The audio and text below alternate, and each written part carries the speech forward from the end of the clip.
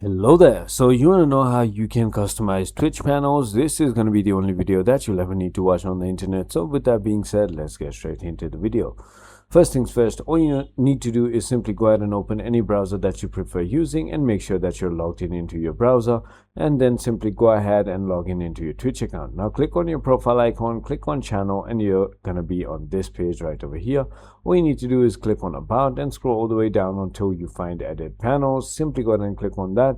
As you can see, there are a bunch of suggestions right over here if you want to go ahead and use those.